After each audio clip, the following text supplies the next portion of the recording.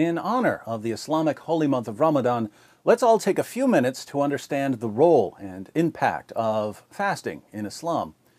The Arabic word for fasting is saum. It's derived from a Syriac term meaning to abstain. However, in its religious context, saum refers specifically to Islamic fasting as prescribed in the Quran and the Hadith. Saum is especially associated with Ramadan, the 9th month of the Islamic lunar calendar. Muslims who are not exempt for some reason are required to abstain from food, beverages, and sexual intercourse from dawn to sunset for the entire month. Fasting during Ramadan is one of the 5 pillars of Islam. If all of this sounds innocent, it's not. Ramadan is killing Muslims, not only spiritually, but also physically. CNN reports, though the month-long season is associated with deprivation, overeating is common practice once the sun goes down. In many hospitals in the Gulf states of the Middle East, the holiday means a sharp rise in inpatients. Among the causes of this rise in inpatients are heat stress due to dehydration, an increase in traffic accidents, and noncompliance with medications due to disturbed eating and sleeping habits. Crime rates also increase in many areas during Ramadan.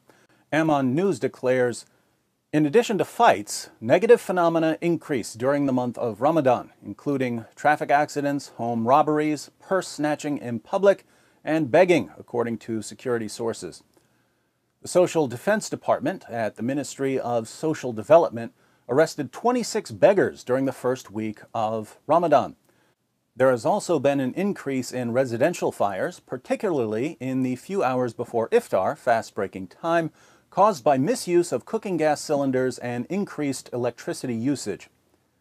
But the main source of Ramadan-related health problems is gluttony. The CNN report continues. In recent years, the region has witnessed an increasing struggle with obesity and diabetes. Last month, a United Nations study rated many Gulf Cooperation Council countries as among the world's fattest. Why the increase in obesity? Paradoxically, Muslims tend to eat far more when they're fasting than when they're not fasting. You see, Ramadan isn't simply not eating. It's gorging yourself before sunrise, taking a break while the sun's out, and gorging yourself again at sundown, a diet recommended by no doctor ever. Let's look at some numbers from a Muslim country. According to the National Consumer Institute of Tunisia, Muslim consumption of basic food products doubles during Ramadan. Milk consumption goes from less than a liter per person in other months to around 2 liters per person during Ramadan. Yogurt consumption more than doubles, skyrocketing from 5.4 pots per person to 12.9 pots per person. Egg consumption goes from just under 13 per person to 26 per person. Consumption of rolls goes from 0.6 kilograms per person to 1.4 kilograms per person. Spending and waste also increase dramatically during Ramadan. We read in Arab News, the problem of food wastage in Ramadan has again surfaced, with Mecca municipality having to gather 5,000 tons in the first 3 days of Ramadan. According to one report, Saudis spend 20 billion rials on Ramadan shopping compared to 6 billion rials they spend in other months. Osama al-Zaytouni of the municipality told Arab News on Thursday that this was in addition to the collection of 28,000 sheep carcasses in 2 days. He said the municipality had installed 45 waste compressors in central Mecca, close to the Grand Mosque, and deployed 8,000 cleaners for the month. At the beginning of Ramadan, the Ministry of Commerce and Industry expressed concern that 45% of the waste in Ramadan consists of food. It also revealed that 80% of the food prepared is unhealthy. So why do Muslims eat more and spend more and waste more when they're fasting than when they're not fasting? Why put a mask of piety on gluttony and excess? The answer, I think, lies at the very heart of Islam.